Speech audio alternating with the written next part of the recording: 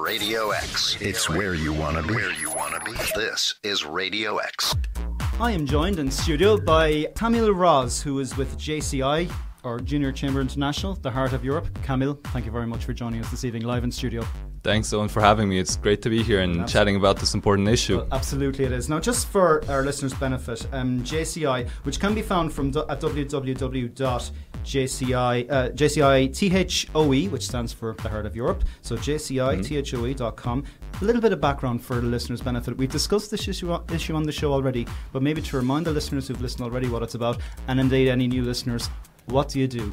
Yeah, sure. Well, JCI, Junior Chamber International, and our particular branch, the Heart of Europe, is a non-for-profit organization that aims at its core in terms of its mission statement to help empower young people to create positive change. So we're a bunch of professionals who have full-time jobs, but in our free time we participate and get involved with JCI because we care about community projects, we care about doing good, and above all we care about creating positive change.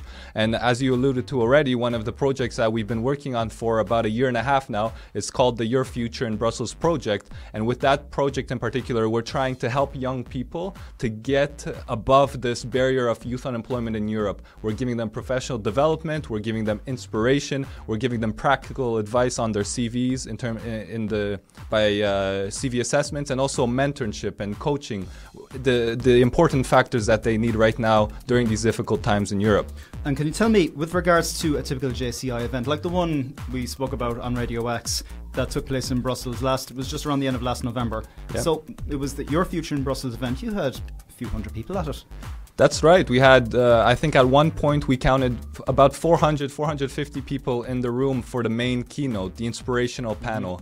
And yeah, that project finished off with a big bang, you know. We had that many amount of people. In fact, we had a video message from the Prime Minister, Elio Di Rupo. We had a member of European Parliament championing this cause and this project for us. But above all, we had around 150 to 200 volunteers, pure bona fide volunteers working for this cause. We had like 5 CEOs and high up executives come out to give inspiration, to share their stories, give leadership advice, but also relate to the young people, because you know these CEOs also had gone through some difficult times in their lives. We had student volunteers, we had mid to senior level HR executives come out, professionals who had something probably better to do on a Saturday morning because that's when the event took place, but in fact they came out, they supported the cause, and they really believed in what we're doing as just pure bona fide volunteers, helping young people, helping our family, our friends, our potential former colleagues who may be right now suffering these very difficult times in Europe. It certainly sounds like a very dedicated organization. That's right. And very, very dedicated. Yeah, the organizations, but I think it also has to do a lot with the cause, youth unemployment, and they believe that we're taking the small steps in our limited amount of time to solve it, and that's why they support us. Okay, listen, Kamil, stay with us because we're going to be chatting more on this issue, and you, the listener, stay with us as well. It's a very important issue that needs to be solved here in Europe, here in Belgium, so we're going to have more from Kamil about the whole issue of getting people on the right career path and solving youth unemployment. So, don't go away. Radio X. We speak your language. This is Radio X. Now, back to tonight's issue, getting young people on the right career path. I'm joined by Kamil MROZ of JCI, the Heart of Europe, who endeavours to do just that. So, Kamil, we're talking throughout the break, the idea of getting politicians on board and getting them, because they're the ones ultimately that you have to go to in order to get things in motion. So, how are things going with regards to that particular issue? Well, I have to remind the listeners that there's about 5.7 million young people unemployed. 5.7 million young people. That's a lot of young guys, with some countries having youth unemployment rates of up to, if not more, 50%.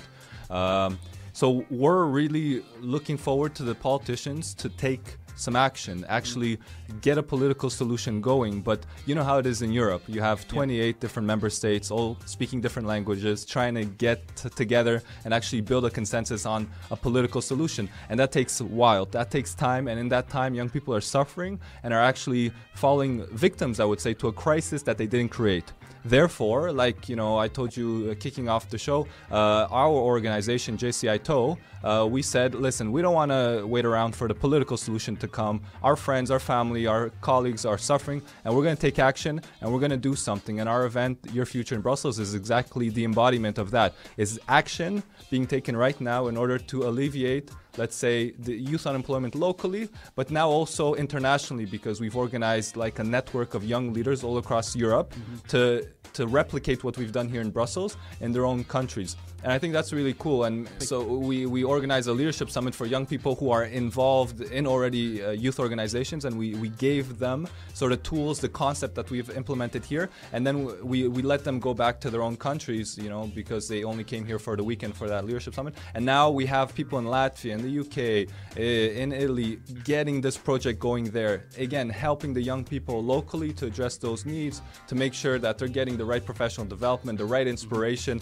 and the right practical advice, and hopefully also the next step, which is a job, and to break that cycle of youth unemployment. And that would make me really happy if more and more young people took on this challenge as volunteers, knowing that, you know, if we don't do something now, if we don't take action as volunteers, we may be waiting around for all of these political solutions to take place. And that's really my message to the listeners. You know, you guys can do it. You guys can also be part of volunteers and be part of this volunteer movement. And JCI, we're always looking for volunteers, because and you mentioned just any particular type of background you want when it comes to volunteer. Is it from any background, or do they have to have previous experience, or can anyone just come on board? Anybody. Listen, I'm an engineer. I'm working for a pharmaceutical engineering company, but in my free time I get home and I'm chatting with other engineers, project managers, full-time professionals like me who just want to do something, who can't stand around and watch these young people suffer.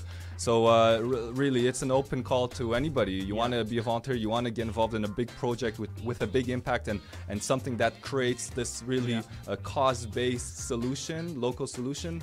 Get in touch with us. It is a problem here in Belgium, in Brussels especially, in the capital region. It's between, I think, about 25% youth unemployment here. Absolutely. Listen, you speak to any young person on the street, or even you speak to the older guys. They either have friends or they themselves are in that situation, and it's really tough. You know, I have friends right now who are going through youth unemployment. People who are doing unpaid internship after unpaid internship after unpaid internship because there's no offer for full-time employment. That's crazy. I know, and that's an issue actually I want to come back to in our last link when we discuss this issue of youth unemployment here in the heart of Europe, indeed around the periphery of Europe also. It's a huge problem, and the whole area of internships I want to touch on shortly as well. So stay with us. Kamil MROZ, my studio guest from JCI, the heart of Europe, solving youth unemployment and getting you, the young person, on the right career path. That track from Nirvana will be coming up after the break, I promise. So don't go away. This is Radio X. Live from Belgium's capital. Radio X. Now let's get back to our main topic this evening, solving youth unemployment and getting young people on the right career ladder. I'm joined by Kamil MROZ from JCI, the heart of Europe. Kamil, we were just before the break there talking a bit about internships, the internship merry-go-round here in Brussels. A lot of people come to Brussels from other countries, especially now with the economic crisis hitting a lot of areas around Europe. So just to what level is the extent to the amount of competition here in Brussels to get work, even internships that don't pay? I think the competition is very high. I know people coming from different countries, and I've spoken to them on various occasions, and they always say that when they look to Brussels, they see it sort of like what people once saw the American dream to be, you know, the Brussels dream, the European dream. Come here, so many think tanks, so many European institutions, and you're bound to find some form of employment, or at least an internship that's paid. But in fact, the reality is different, because so many people are thinking that. They're all coming here to Brussels. They're all very skilled with high credentials, sometimes speaking up to 5 languages, maybe holding 2 master's degrees with a PhD. It's really competitive stuff. And when they arrive here, they realize that there's so many like-minded and like-trained individuals that they're finding a hard time to get in. And then the consequence of that is that companies see all of this high-level potential with a lot of young people who are willing and even are in such a desperate state that are taking unpaid internships. So from the company's perspective, it's like, why offer them full-time employment when I can just get a young person coming in for the 8 months, 6 to 8 months, and not paying them, doing the work that like a junior level professional would do, and then getting the next very competitive, very highly skilled and trained person to do the same stuff and continue that cycle, knowing that they're going to learn the skills real quick. It's not fair. I don't like that. Of course, internships have their pluses. You know, if you're doing an internship as a student or you're doing your first internship, that's fine. You know, you get your professional experience in order to leverage that for full-time professional experience. Yeah, but you hear of stories of people going from on like their third internship. That's sometimes right. Even fourth. An MEP was telling me this. Yeah. She was at a conference once, and that she asked people how many people are on their second internship now. Half the room's hands went up. The third one, at least a third of the hands went up, she told me. But that's crazy, because think about it from the young person's perspective. That young person isn't going into a full-time career path. They're not starting like a full-time employment, which enables them to sort of gain that experience that they can progressively grow as an individual, as a professional. They're not, if they're not being paid, if they're not contributing to the social system we have here in Belgium, they're not contributing to their pensions, they're not contributing to, you know, to the taxes, and there's a lot of negative effects, and that young person also may be feeling quite sad because, you know, imagine you have a double degree in whatever, and you've gone from one internship to another to the other, and you get to a point where you start, you know, questioning your own self-struggle. You start questioning whether it was worth it to do a master's degree, and perhaps, you know, as a consequence, you may not be promoting education to your friends, your peers, your kids even, because you went through a difficult time even being so well trained and educated. So the goal is to get these people into a professional degree, full-time employment, you know, in order for them to grow, to contribute to society. And I say it over and over again, and it may sound a bit cheesy, but really the youth are the future of our society. We need to care for them, and that's key. Now, just before we wrap up, we unfortunately are running low on time, but just the next event, the next JCI event here in Brussels, the heart of Europe, when is it, and how can people find out more about it? Sure, the next Your Future in Brussels project will be taking place in May. And in fact, we're going to be doing it together with all of the different young leaders across Europe, like on the same week, helping young people all across Europe. It'll be, we still have to figure out when it will be, the exact day and what time. But if you'd like more information, check out our Facebook fan page. So that's www.facebook.com/JCI THOE. Like us, check us out. If you want to get involved as a volunteer to help these young guys in these difficult times, get in touch with us. We're more than happy to have you on board. We love volunteers because we're volunteers ourselves. And I'll get that information out right at the end of the show as well, okay, to remind everyone. So, and you can also get on the website www.jcithoe.com. That's right. Okay, we'll have to leave it there for the time being. Kamil MROZ, thank you very much for joining us this evening. Kamil MROZ from JCI, the heart of Europe, in their battle to stem the tide of youth unemployment and get people on the right career path. Kamil, thank you very much for coming in this evening. Thank you very much, Owen. Radio X. We speak your language. This is Radio X.